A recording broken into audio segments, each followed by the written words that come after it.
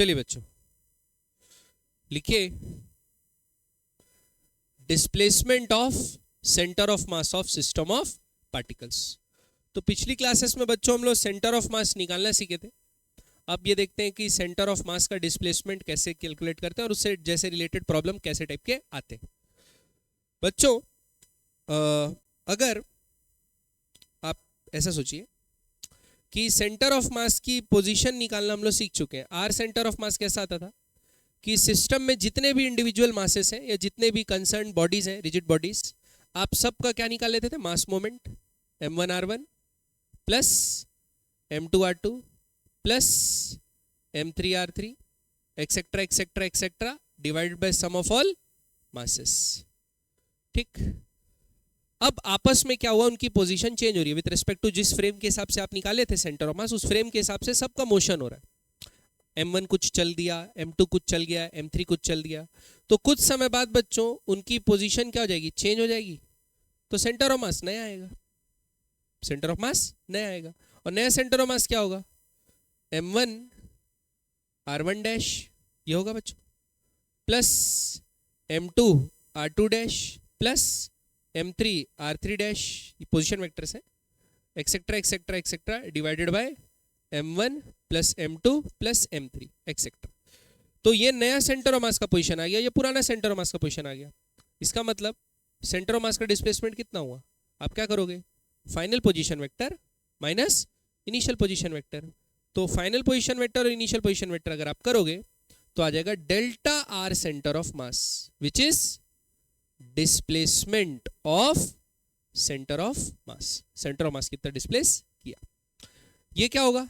देखो नीचे का तो कॉमन आ जाएगा, m1 प्लस m2 दोनों में था, m1 plus m2 plus m3 etcetera, ये तो नीचे वाला टर्म क्या आ जाएगा बच्चों? कॉमन में। और ऊपर क्या बचेगा? m1 r1 minus m1 r1 m1 r1 dash minus m1 r1, m2 r2 dash minus m2 r2, m3 r3 dash minus m3 r3, so on चलते जाएगा। m1 m1 वाले में से m1 कॉमन आ जाएगा और बचेगा क्या? r1 dash minus r dash. ये क्या होगा? जो पहला एक जो इंडिविजुअल बॉडी था सिस्टम के अंदर, उसका कितना डिस्प्लेसमेंट हुआ। ठीक, तो हम लोग डायरेक्ट क्या लिख देते हैं यहाँ पर? m1 इंटू डेल्टा r1, मतलब पहले पार्टिकल का m1 का कितना डिस्प्लेसमेंट हुआ, plus m2 into delta r2 plus m3 into delta r3 etcetera etcetera etcetera. तो अगर बच्चों आपको सेंटर ऑफ मास कितना डिस्प्लेस किया ये निकालना है, सेंटर ऑफ मास कितना डिस्प्लेस किया आपको ये निकालना है, तो आप जिस फ्रेम के हिसाब से सेंटर ऑफ मास निकालें उस फ्रेम के हिसाब से उसमें जितने भी ऑब्जेक्ट्स हैं, जितने भी बॉडीज हैं, सबका डिस्प्लेसमेंट इंडिविजुअली निकाल लो, सबका मास मोमेंट का वेक्टर सम करो, ये मास मोमेंट बोलते हैं ना बच्चों इसको, तो मास मोमेंट डिस्प्लेसमेंट का आप वेक्टर सम करो और डिवाइड बाय टोटल मास का क्या जाएगा? सेंटर ऑफ मास का डिस्प्लेसमेंट। ठीक, तो सेंटर ऑफ मास का डिस्प्लेसमेंट निकालने के लिए ऐसा दो तरीका है। आप क्या कर सकते हो? पहले सबका सेंटर ऑफ मास का पोजीशन निकाल लो, फिर चेंज होने के बाद सबका सेंटर ऑफ मास का पोजीशन निकाल लो, है ना, और उसके बाद क्या करो? दोनों सेंटर ऑफ मास को डिवाइड कर दो, मैंने माइनस कर दो। या दूसरा काम क्या कर सकते हो कि इंडिविजुअल बॉडीज का अगर आपको डिस्प्लेसमेंट पता है तो मास इंटू उनका डिस्प्लेसमेंट, मास इंटू डिस्प्लेसमेंट सबका कर दो, डिवाइड बाय टोटल मास, तो क्या जाएगा? सेंटर ऑफ मास का डिस्प्लेसमेंट। क्लियर बात? जो अप्रोच जहां इजी पड़ेगा हम लोग वो अप्लाई करेंगे। क्लियर? अब डिस्प्लेसमेंट कब जीरो होगा? तब जीरो होगा बच्चों इनिशियली, का स्पेलिंग नहीं आता मेरे को, इनिशियली अगर रेस्ट पे था, इनिशियली अगर क्या पे था? रेस्ट पे था, पूरा सिस्टम रेस्ट पे था, यानी इंडिविजुअल पार्टिकल भले मूव कर रहे थे लेकिन सेंटर ऑफ मास रेस्ट पे था। इनिशियली क्या था? रेस्ट पे था। और उसके बाद ऐसा हुआ कि सिर्फ इंटरनल फोर्स के कारण चल रहे हैं, इंटरनल फोर्स, यानी F एक्सटर्नल क्या है बच्चों? जीरो। जैसे कि बच्चों जैसे बोट रहती है, नाव देखो, नाव पानी में रहती है। अब पानी जो है बोट को बहुत ही कम फ्रिक्शन ऑफर करता है, तो अगर आप बोट के एक एंड में खड़े हो जाओ बच्चों और चलना चालू कर दो तो आप बोट को पीछे ढकेल रहे हो कि नहीं ढकेल रहे हो? आप बोट को पीछे ढकेल रहे हो, बोट आपको आगे ढकेल रहा है। तो अगर बोट और आपका सिस्टम होगा तो इंटरनल फोर्स ही तो लग रही है। तो पानी के लिए तो क्या हो गया? यानी पानी या बाहर कोई अगर आदमी खड़े होकर आपको देख रहा है तो आप में नेट फोर्स एक्सटर्नल क्या लग रहा है? जीरो। और आप क्या थे? बोट के एंड में खड़े हुए थे, है ना, और बाहर से आदमी आपको देख रहा है, ठीक, तो ये बोलेगा अभी आप यहाँ हो, बोट यहाँ है, आपका सेंटर ऑफ मास यहाँ कहीं आ रहा होगा, बोट और आपका, ठीक, और वो रेस्ट पे, सेंटर ऑफ मास क्या पे, रेस्ट पे। अब आप बोट में चलने लगे, आप बोट में चलने लगे, तो आपने बोट पे फ्रिक्शन लगाया, बोट ने आप पे फ्रिक्शन लगाया, आप आगे गए, बोट पीछे गया, आप आगे गए, बोट पीछे गया। पानी से कोई फ्रिक्शन मिल रहा है बोट को? नहीं, तो नेट एक्सटर्नल फोर्स क्या है? जीरो। तो सेंटर ऑफ मास रेस्ट पे था, अभी भी क्या पे रहेगा, क्योंकि वेलोसिटी तो चेंज होनी नहीं है, तो सेंटर ऑफ मास अभी भी क्या पे रहेगा, तो सेंटर ऑफ मास का पोजीशन चेंज होगा नहीं। क्या होगा कि बोट थोड़ा पीछे चले जाएगा, आप इस एंड पे पहुंच जाओगे, लेकिन सेंटर ऑफ मास अभी भी कहां रहेगा? बात समझ में आई कि नहीं? पक्का? तो ऐसे कॉन्सेप्ट्स हम लोग को भी अप्लाई करना है कि सेंटर ऑफ मास डिस्प्लेसमेंट निकालना है, तो कई बार ऐसा होगा कि हम लोग क्या करेंगे, पहले का इंडिविजुअल सेंटर ऑफ मास का पोजीशन निकालेंगे, बाद का सेंटर ऑफ मास का पोजीशन निकालेंगे, और ये देखेंगे कि खाली इंटरनल फोर्सेस लग रहे थे, पहले रेस्ट पे था, अभी भी रेस्ट पे होगा, मतलब सेंटर ऑफ मास चेंज नहीं हुआ, तो दोनों को इक्वेट कर देंगे। तो कौन कितना चला बाहर वाले के फ्रेम के रिस्पेक्ट में, बोट के फ्रेम में, सेंटर ऑफ मास के फ्रेम में, ये सब हम लोग देखें। क्लियर है? चलिए अब कुछ इलस्ट्रेशंस बनाते हैं बच्चों, इससे देख के देखो। एक प्लैंक है, कितने मास का बच्चों? m, और लेंथ l है, rest on a frictionless floor, मतलब फ्लोर से इस प्लैंक को कोई फ्रिक्शन महसूस नहीं हो रहा। अब क्या होगा, top surface of the plank has a friction at one end of it and the mass of m is standing as shown in figure. तो टॉप सरफेस फ्रिक्शन वाला है और उसमें एक आदमी खड़ा है, नहीं तो फ्रिक्शनलेस होगा तो आदमी चलेगा कैसे? ठीक है, आदमी खड़ा है m मास का। फिर क्या हुआ in figure, man walks towards the other end, find the distance with the plank moves till the man reaches the centre of plank. मतलब आदमी यहां से चल के यहां आ जाएगा, सेंटर ऑफ द प्लैंक। तो हमको ये बताना है कि till the man reaches the centre, तो हमको बताना है man walks find the distance with the plank move, तो प्लैंक कितना पीछे गया ये हमको बताना है। ओके ठीक, तो देखो बच्चों, सबसे पहले अपन क्या करते हैं, इस केस में सेंटर ऑफ मास का पोजीशन निकाल लेते हैं। क्या निकाल लेते हैं? अभी इनिशियली सेंटर ऑफ मास का पोजीशन निकाल लेते हैं, और फ्रेम अपन क्या ले लेते हैं, ये भाई एक फ्रेम डिसाइड करना पड़ता है ना, तो ये मेरा कोऑर्डिनेट। ओके, तो इस कोऑर्डिनेट के हिसाब से मैं सेंटर ऑफ मास का पोजीशन निकालता हूं। तो देखो बच्चों, बताओ, अभी ये सिमेट्रिकल है, एक्स एक्सिस के अबाउट, तो वाई सेंटर ऑफ मास क्या होगा? 0। तो मेरे को सिर्फ क्या निकालना है? एक्स सेंटर ऑफ मास। तो मैं लिखता हूं x centre of mass initially क्या है, ये मैम कहां खड़ा है? ओरिजिन पे, तो क्या लिखूंगा? m into 0, m into 0। ठीक, और ये जो प्लैंक है कितने मास का है? m मास का। इसका सेंटर कहां होगा? सिमेट्रिकल दिख रहा है, सिमेट्रिकल का कहां होता है? सेंटर पे ही होता है। अगर बोल दिया नॉन यूनिफॉर्मली डिस्ट्रीब्यूटेड, फिर तो निकालना पड़ता कहां था पोजीशन, लेकिन अभी अपने को निकालने की जरूरत नहीं। तो l/2 पे, तो क्या लिखेंगे? Plus capital M into l/2 divided by capital M plus small m। ये समझ में आया कि नहीं आया बच्चों? अब आदमी क्या किया बच्चों, इसमें चलना चालू किया। ठीक, तो अपन फ्रेम देखते हैं, पहले नीचे वाले को देखते हैं। नीचे वाले को क्या फील हो रहा होगा प्लैंक को, कि मेरे को फ्रिक्शन लग रहा है। किस तरफ? पीछे। मेरे को फ्रिक्शन लग रहा है पीछे की तरफ, तो वो किधर मूव करेगा? भाई प्लैंक पीछे मूव करेगा। प्लैंक किधर मूव करेगा? पीछे। और आदमी को क्या इमेजिन करेगा? अगर आंख बंद करके चल रहा है तो उसको ऐसी लगता है ना, जमीन मेरे को फ्रिक्शन आगे दे रही है, प्लैंक मेरे को फ्रिक्शन आगे दे रहा है, तो मैं कहां चल रहा हूं? आगे। बात समझ में आई कि नहीं? तो और अपना फ्रेम ये है। तो आदमी क्या किया, चलते चलते चलते प्लैंक के बीच में आ रहा है। उसको लग रहा है मैं प्लैंक के ऊपर चल रहा हूं, लेकिन प्लैंक भी क्या आ रहा है? पीछे आते जा रहा है। ठीक, तो मैं क्या बोला, ठीक, ये जो प्लैंक है वो पीछे आ गया बच्चों। कितने डिस्टेंस? मान के चलो x डिस्टेंस पीछे आ गया। कितने डिस्टेंस पीछे आ गया बच्चों? x। ये प्लैंक जो l लेंथ का था वो x डिस्टेंस खिसक गया। मान सकते हैं कि नहीं मान सकते? ठीक, तो अपन क्या बोलते हैं, ये देखो प्लैंक जो है, अरे क्या है नौटंकी, प्लैंक जो है वो x डिस्टेंस पीछे खिसक गया। ठीक, आदमी रिलेटिव टू प्लैंक कहां खड़ा है? प्लैंक के सेंटर पे। प्लैंक के सेंटर पे, सेंटर पे पहुंच जाने के बाद बताना था ना। अभी प्लैंक का सेंटर कहां होगा? यहां तो नहीं होगा भाई, ये प्लैंक पीछे खिसक गया है, तो सेंटर भी कितना पीछे खिसका होगा? x। सेंटर भी कितना पीछे खिसका होगा? x। तो यहां से एक्स डिस्टेंस पीछे आ गया होगा, सेंटर यहां कहीं होगा, तो आदमी कहां खड़ा होगा? यहीं पे खड़ा होगा कि नहीं खड़ा होगा? ये बात समझ में आएगी नहीं? पक्का? अब ये इस प्लैंक पे, अभी इस यहां खड़ा है, ठीक है, सेंटर ऑफ प्लैंक पे खड़ा हुआ है। अब नया सेंटर ऑफ मास निकालते हैं बच्चों, ठीक, क्या निकालते हैं हम? नया सेंटर ऑफ मास निकालते हैं। तो क्या लिखेंगे? X centre of mass dash. क्या अब आदमी का जो कोऑर्डिनेट है वो 0 है? नहीं है। आदमी का कोऑर्डिनेट निकालते हैं बच्चों, ये x होगा, होगा भी सेंटर, ये प्लैंक x पीछे गया तो सेंटर भी कितना पीछे जाएगा? x, ठीक। तो ओरिजिन से सेंटर कितना दूर रहेगा? पहले कितना दूर था? l/2, तो अभी कितना दूर होगा? ये समझ में आया कि नहीं आया?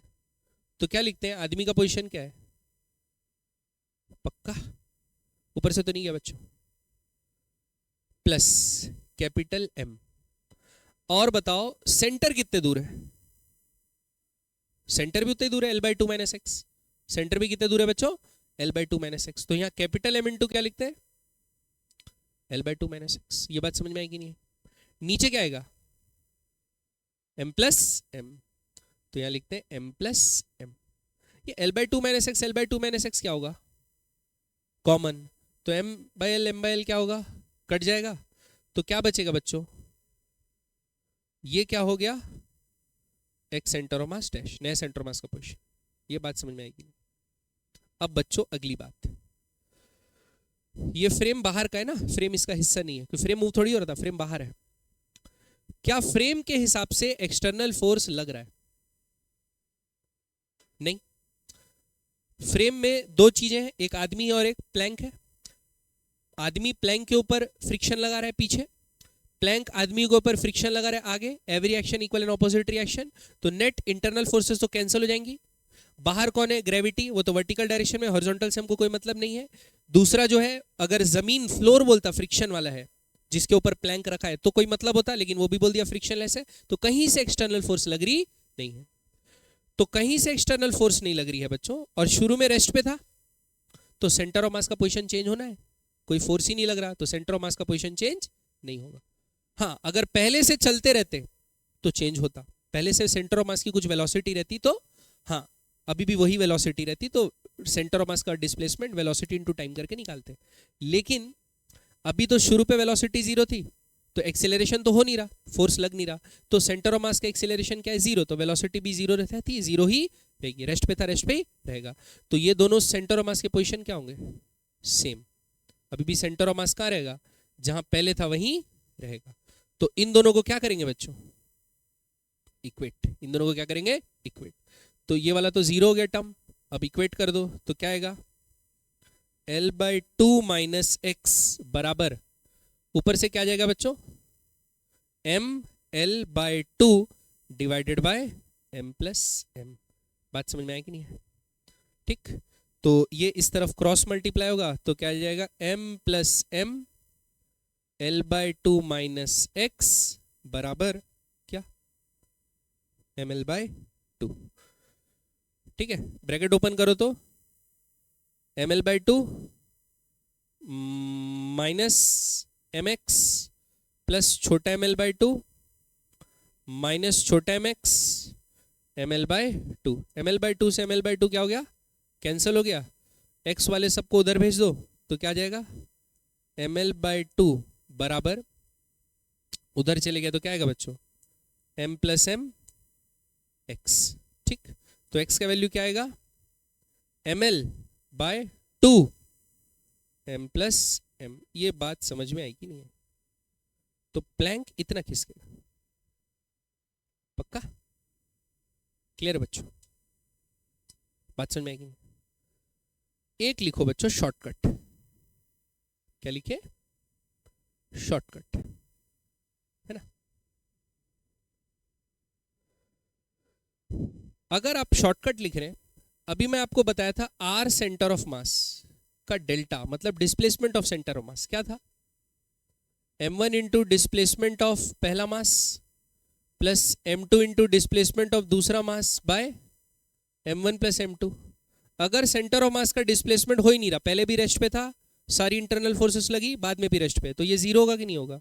ये m1 प्लस m2 उधर जाके क्या हो गया 0, तो m1 इंटू उसका डिस्प्लेसमेंट प्लस m2 इंटू उसका डिस्प्लेसमेंट, सबका सम क्या होगा 0, सबका सम क्या होगा 0।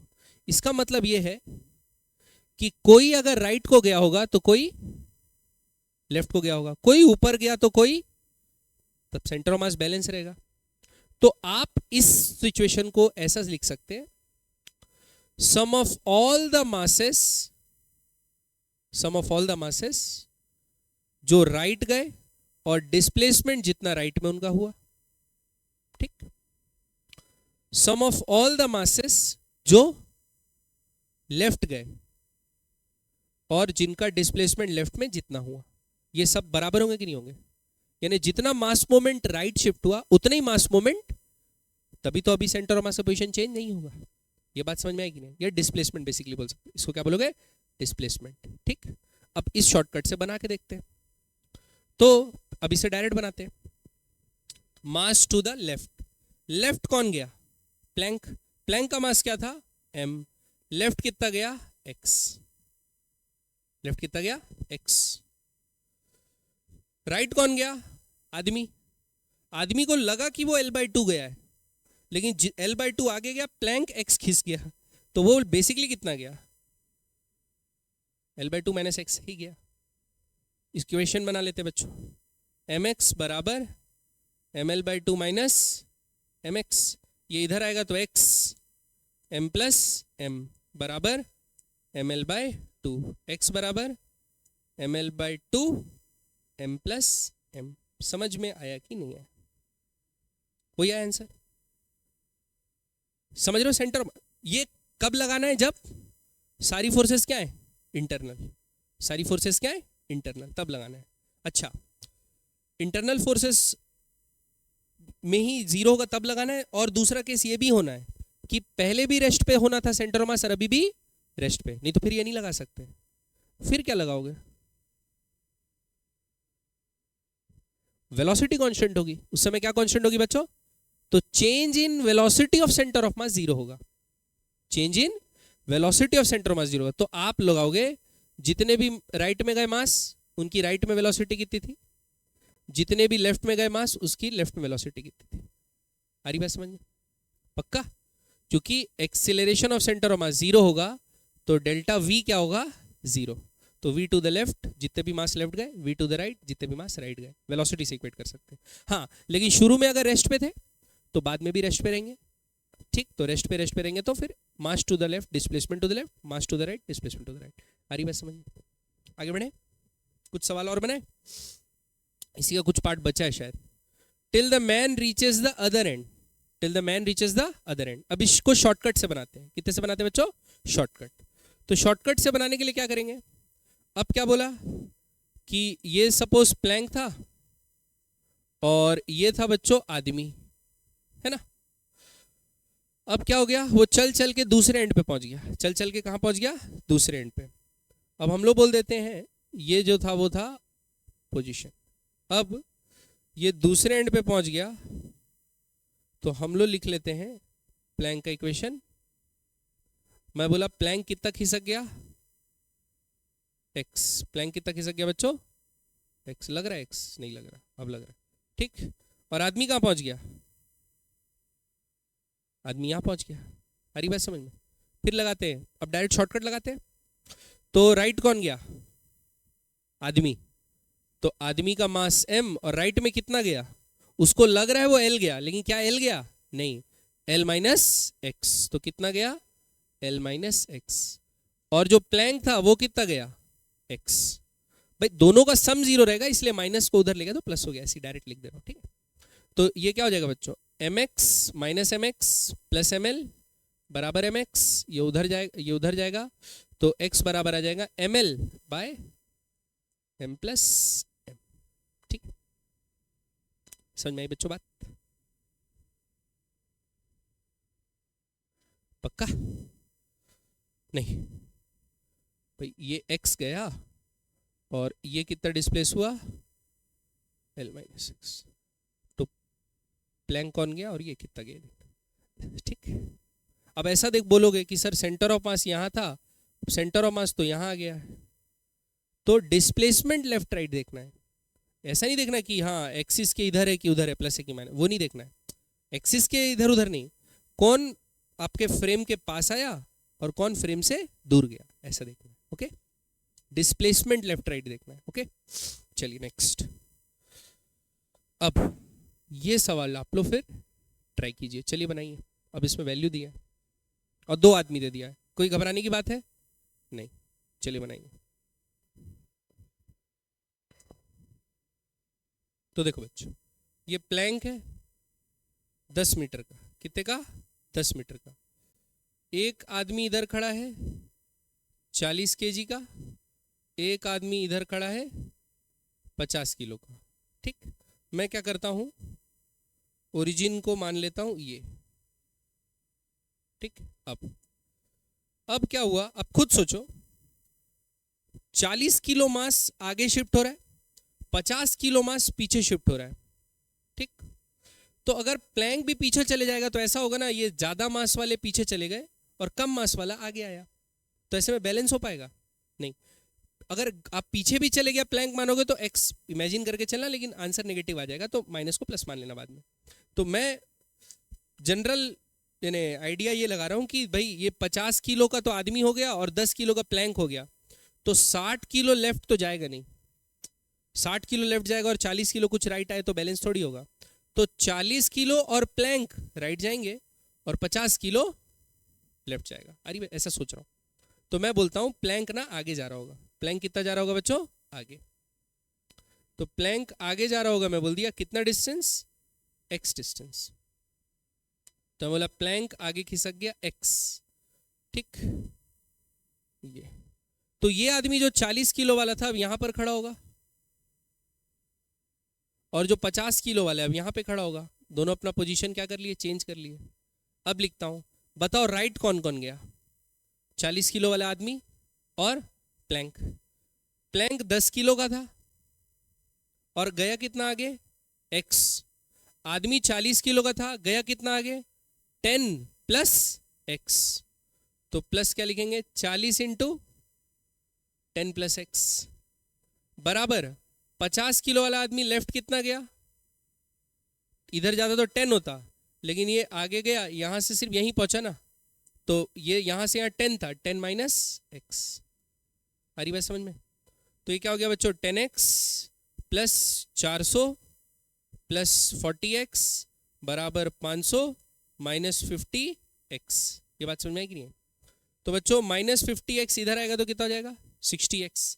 60x प्लस 40x कितना हो जाएगा, 100x बराबर 500 में ये 400 गया, कितना बचा, 100। तो x का वैल्यू कितना आ गया, 1 मीटर। बच्चों आप इसको माइनस लेंगे तो भी नेगेटिव आएगा आंसर, x माइनस 1 आ जाएगा, लेकिन सही आएगा। माइनस 1 मतलब जो डायरेक्शन हम लोग एज्यूम किए उससे उल्टा आया। ओके, ये बात समझ आएगी नहीं? अब सेंटर वाला आप लोग खुद बना लोगे कि मैं बताऊं? बना लोगे? तो आप फिर से मान लेना कि x आगे खिसक गया और दोनों अब कहाँ मिले, यानी ये तो इसके सेंटर में यहां पे मिले, है ना? तो पहले तो सेंटर यहां था, तो अगर x आगे खिसका है तो सेंटर भी कितना आगे खिसकेगा, x। तो ये कितना चला होगा, 5 माइनस एक्स, और ये कितना चला होगा, 5 प्लस एक्स, और ये कितना चला, x। तो 10x plus 14 to 5 plus x बराबर 15 टू 5 माइनस एक्स। तो 10 की जगह सब 5 5 हो गया बच्चों, आंसर आ जाएगा 1/2। क्लियर है बात? पक्का? बढ़े आगे, समझ में आ गया? नेक्स्ट, अगला। चलिए ये वाला क्वेश्चन बनाना चालू कीजिए। आप लोग का आना चाहिए, मैं बता रहा हूँ, ml/m। हेलो हेलो हेलो, हाँ। तो बच्चों, a man m runs without skidding from rest with rest, मतलब इनिशियल वेलोसिटी कितना है, 0, from one end of the boat of mass m and length l with an acceleration of a relative to boat, मतलब उसका boat के relative में acceleration a है। तो अगर बोट का एक्सेलरेशन मैं बोलूंगा ab और मैन का एक्सेलरेशन बोलूंगा बच्चों मैं am, तो मैं क्या लिख सकता हूं, acceleration of man minus acceleration of boat बराबर a। ये बोल सकता हूं कि नहीं बोल सकता? ये बात समझ में आई? ये रिलेटिव का जो रिलेशनशिप दिया है उससे बात की बात करेंगे। अब If friction between water and boat is neglected, find acceleration of center of mass of the system. तो बच्चों जब भी आपको सिस्टम बोले तो सिस्टम क्या है? ये मैन और बोट का सिस्टम को एक्सटर्नल कौन कौन सी फोर्स लग रही होगी? ग्रेविटी, बुएंट फोर्स, ग्रेविटी और बुएंट फोर्स, दो चीज लग रही होगी. तीसरी फ्रिक्शन, अगर सरफेस के अलॉन्ग लगती तो, लेकिन पानी कोई फ्रिक्शन दे रहा है? नहीं. तो वर्टिकल फोर्स तो बैलेंस ही है, वो तो छोड़ो, उससे मोशन भी नहीं रहा.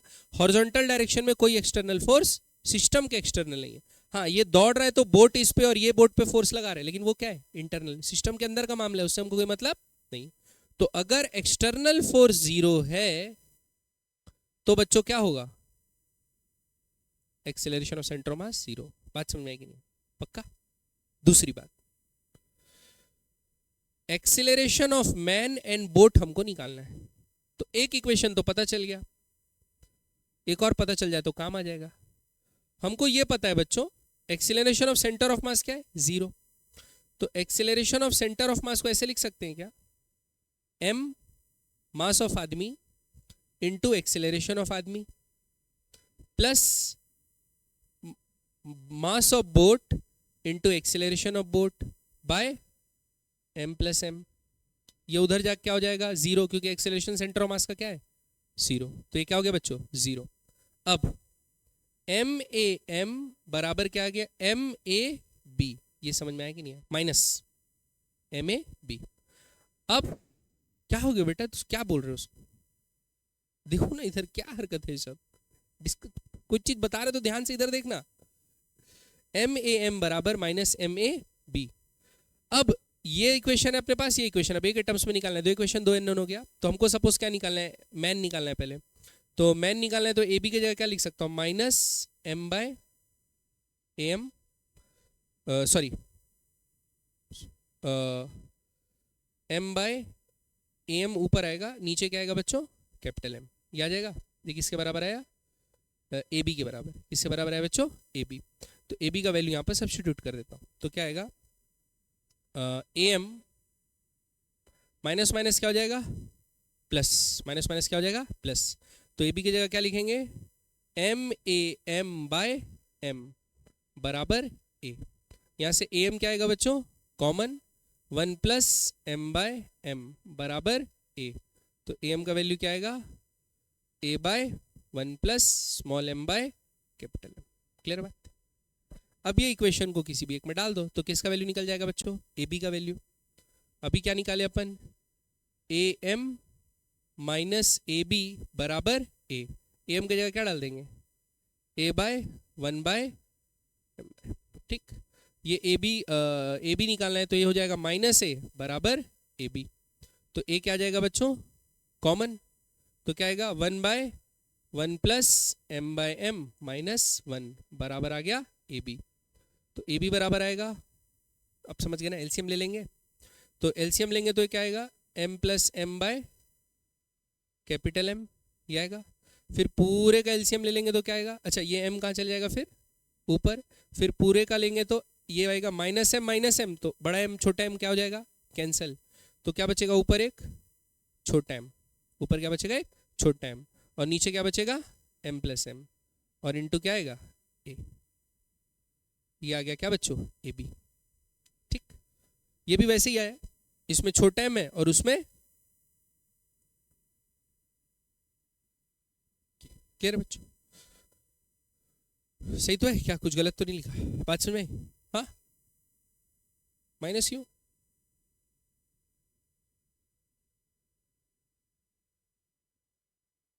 अरे हाँ, ये ना, हाँ वो ठीक ठीक, वो माइनस.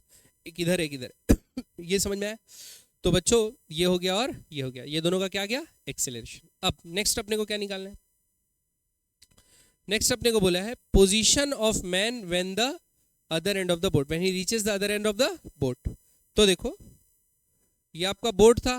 बोट का लेंथ कितना दिया है? बोट का लेंथ है बच्चों एल. तो बोट का लेंथ है एल, आदमी खड़ा है यहाँ. तो सेंटर ऑफ, ये अपन ओरिजिन ये मान लेते हैं. अच्छा क्यों माने? ऑब्जर्वर को मान लेते हैं. किसको मान लेते हैं? ऑब्जर्वर. तो ये आदमी आगे दौड़ा तो बोट कहाँ जाएगा? पीछे, तो मैं बोला बोट कितना पीछे खिसक गया बच्चों, x पीछे खिसक गया। कितना पीछे खिसक गया, x। और आदमी यहाँ के खड़ा हो गया, आदमी आके खड़ा हो गया। तो शॉर्टकट से बना देते हैं, मास टू द लेफ्ट और मास टू द राइट। तो राइट कौन गया, बोट, तो m इंटू एक्स। लेफ्ट कौन आया, आदमी, तो m इंटू, उसको लगा कि वो l आया लेकिन बोट तब तक x आगे कर चले गया था, तो क्या होगा l माइनस एक्स। तो यहां से क्या होगा बच्चों, x बराबर ml by m plus m। ये बात समझ में आई कि नहीं? ये क्या हो गया, डिस्प्लेसमेंट।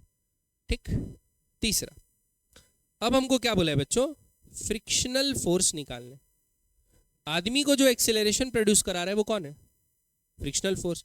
बोट को जो एक्सेलरेशन प्रोड्यूस करा रहा है वो कौन है, फ्रिक्शनल फोर्स। दोनों ही तो वही है। तो फोर्स बराबर क्या होगा, मास ऑफ आदमी इनटू एक्सेलरेशन ऑफ आदमी, या mass of boat into acceleration of boat. तो फ्रिक्शनल फोर्स कितना आ जाएगा, मास ऑफ आदमी इनटू एक्सेलरेशन ऑफ आदमी। आदमी का एक्सेलरेशन क्या था, am बाय, तो m बड़ा m लिख लेते हैं, a by m plus m। ये बात समझ में आएगी नहीं बच्चों? ठीक। उसमें भी देखो मल्टीप्लाई करने से वही आएगा, बस नेगेटिव साइन के साथ। नेगेटिव साइन के साथ आएगा मतलब उल्टे डायरेक्शन में, और कुछ बात नहीं है। फ्रिक्शन फोर्स आ गया कि नहीं आ गया? नेक्स्ट अगला पूछा है बच्चों, work done by friction on boat पूछा है। Work done by friction on boat, तो फोर्स तो निकल गया, और बोट का डिस्प्लेसमेंट कितना हुआ,